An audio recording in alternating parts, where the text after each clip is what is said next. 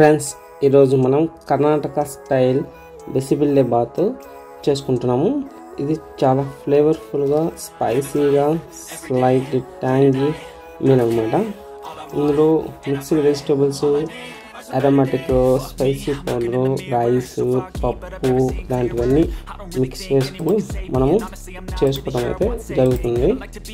ఇది కర్ణాటక మరియు దక్షిణ భారతదేశంలో ఎంతో ప్రసిద్ధిగాంచిన వంటకం. ఇక్కడ మనము రైస్ అనేది ఒక కప్పు తీసుకుంటాము, అలాగే తూర్ దాల్ అనేది ఒక కప్పు తీసుకుంటాము, చెన్నదాల్ వచ్చి 2 స్పూన్లు తీసుకోవాలి, ఉప్పు తగినంత మన రుచికి సరిపోయినంత తీసుకోవాలి, అలాగే చింతపండు పచ్చడి అంటే మనం పల్పు తీసుకోవాలండి, 1 టేబుల్ స్పూన్ అయితే సరిపోతుంది, నిమ్మరసం 1 టేబుల్ స్పూను, పసుపు 1/2 టీ స్పూను, మిర్చి పొడి 1 టీ స్పూను, అలాగే గరం మసాలా 1 టీ స్పూను, కారం పొడి 1 టీ స్పూను, నూనె వచ్చి 2 టేబుల్ స్పూన్లు, కరివేపాకు 1 టేబుల్ స్పూను, అలాగే mustard seeds 1 teaspoon, cashew nuts మీకు ఎంత కావాలంటే అంత వేసుకోండి, 10 to 12 అయినా ఇప్పుడు ఇంకా ఎక్కువ కావాలంటే ఎక్కువ వేసుకోవచ్చు. అలాగే నువ్వులు 1 టీ స్పూను, ఇంకా ఉప్పు ఆల్రెడీ చెప్పాను కదా, మీకు టేస్ట్కి ఎంత సరిపోతే అంత వేసుకొని వీటన్నిటి మిక్సర్ అనేది మనము స్లైట్గా ఫ్రై చేసుకొని మసాలా అయితే చేసుకోవాలి. ఇది ముందుగానే ఇక్కడ తయారీ విధానం కూడా చూపిస్తాను. వీడియో అనేది చాలా చిన్నది, చూస్తూ ఉన్న వీడియో మీకు పూర్తిగా అర్థమవుతుంది. సో మనం ఇక్కడ మనము ఏమైతే దినుసులు తీసుకున్నామో ఇవన్నీ అలాగనే పప్పు కూడా ఉడికించి పెట్టుకోవాలి.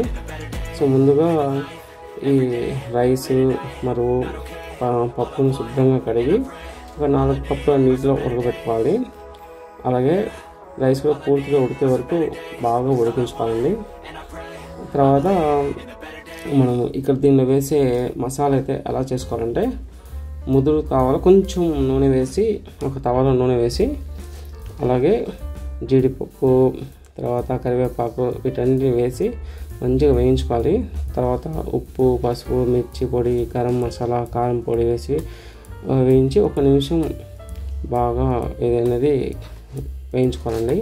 అలాగనే చింతపండు పచ్చడి ఈ మసాలాలో బాగా చేర్చి కొంచెం నీరు పోసుకొని పచ్చగా బాగా మరగనివ్వాలి.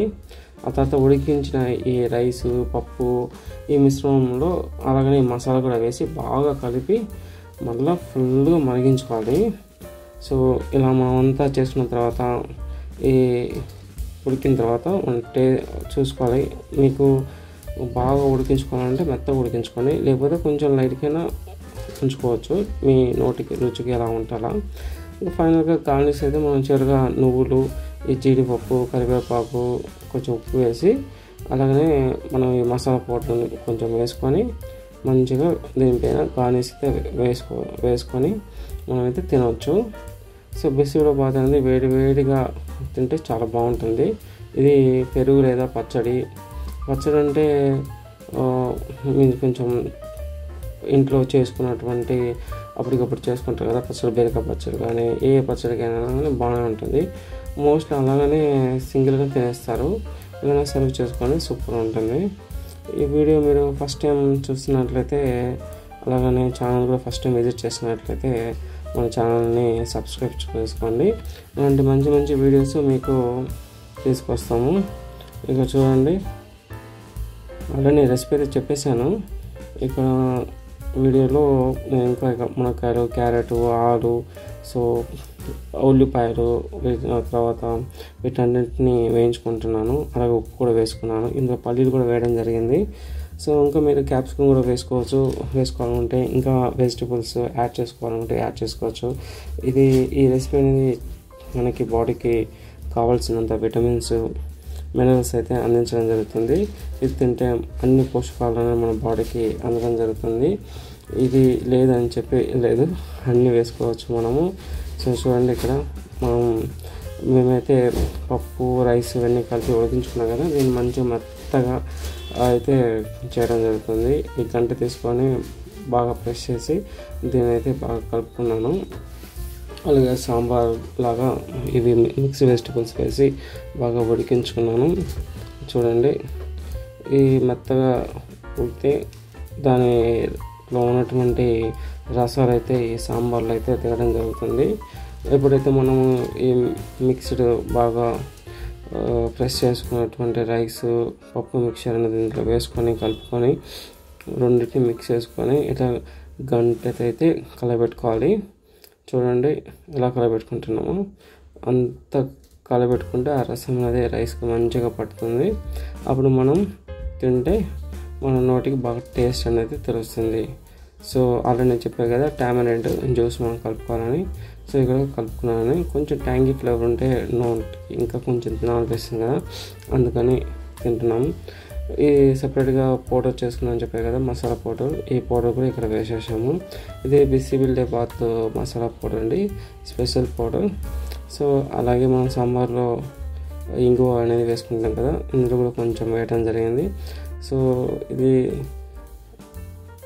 టేస్ట్ ఫ్లేవరు మంచి స్మెల్ అనేది ఇస్తుంది ఇంగువ.